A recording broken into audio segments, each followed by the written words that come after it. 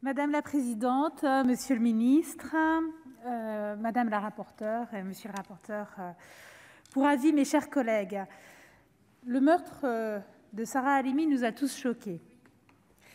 Nombreux, nous attendions le procès de son meurtrier pour mieux comprendre comment s'est développé et comment se développe encore cet antisémitisme qui touche certains de nos jeunes. Mieux le comprendre pour mieux le combattre.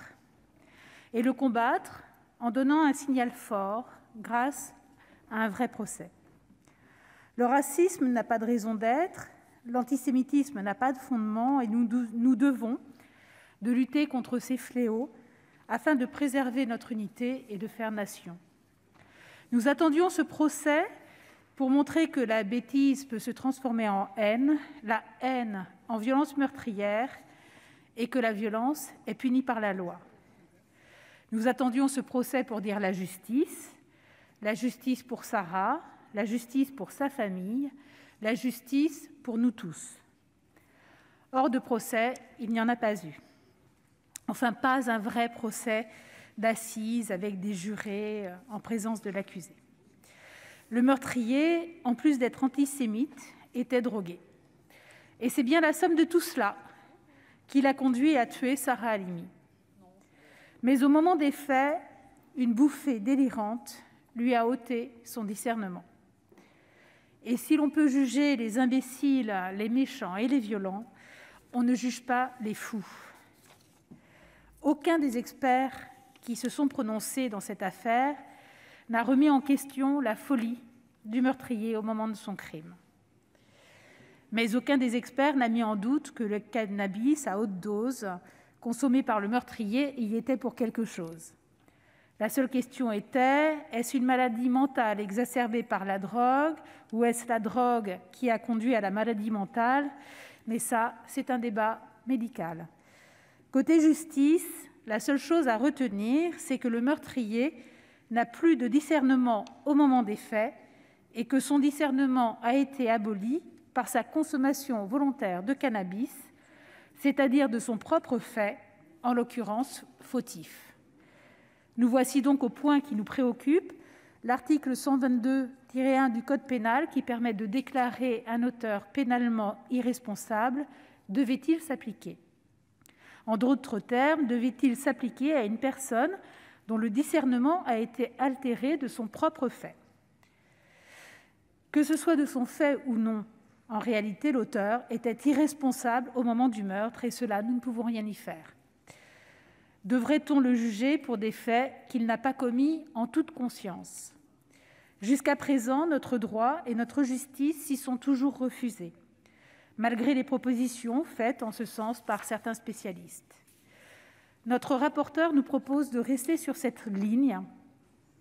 Malgré l'émoi suscité, nous nous devons de légiférer avec le recul nécessaire en laissant de côté notre émotion légitime.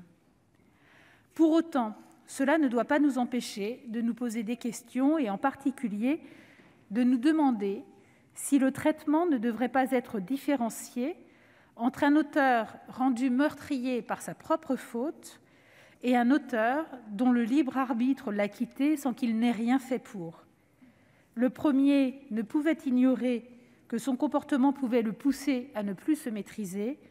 Le second est une victime collatérale de son propre état. Cela change tout pour l'auteur, mais cela change tout aussi pour les victimes. Savoir que quelqu'un s'est mis dans un état second volontairement et que cela l'exonère de responsabilité, c'est difficilement entendable et plus particulièrement pour ceux qui sont victimes du crime commis. On sait que la justice est réparatrice pour les victimes, même si dans le cas présent, elle ne ramènera pas une mère. Le fait que la culpabilité de l'auteur soit reconnue permet de donner aux personnes qui ont subi ces actes leur statut de victime, d'où l'importance du jugement. C'est l'objet de cette proposition de loi, que le jugement ne se limite pas à la décision de la chambre de l'instruction, comme c'est le cas en l'espèce, ou à l'ordonnance du juge d'instruction, mais que lorsque l'auteur est à l'origine de l'abolition de son discernement, on rende tout de même justice aux victimes par un procès public. Dans le cas Halimi, que se serait-il passé? Un procès, si notre loi a été votée, un procès où l'auteur aurait, comme il l'a fait devant la chambre de l'instruction, reconnu son crime et présenté ses excuses aux victimes, mais il aurait très probablement été déclaré irresponsable de la même façon.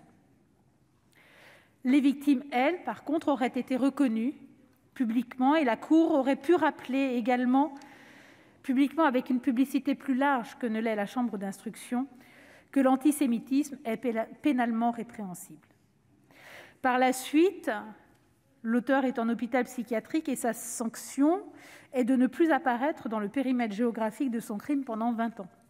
Mais peut-il sortir libre des deux mains, sans obligation de soins, sans contrainte de ne jamais retoucher à une quelconque drogue?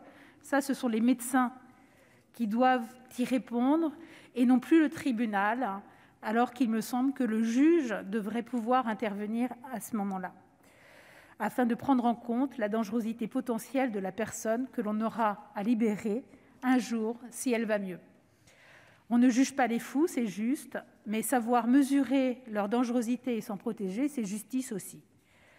Notre groupe salue donc l'initiative de nos deux collègues, Nathalie Goulet et Jean Sol, qui nous permet aujourd'hui d'avoir un débat nécessaire sur l'évolution de l'irresponsabilité pénale, mais également sur ce qui permet de la caractériser, l'expertise psychiatrique du prévenu ou de l'accusé. Leurs travaux nous permettent d'aboutir aujourd'hui à un texte équilibré que notre groupe soutiendra, en espérant, monsieur le garde des Sceaux, que le gouvernement saura s'en inspirer, comme il a su le faire au cours de ces derniers mois pour d'autres propositions de loi sénatoriales. Je salue notre collègue Annick Billon qui est dans l'hémicycle. Je vous remercie.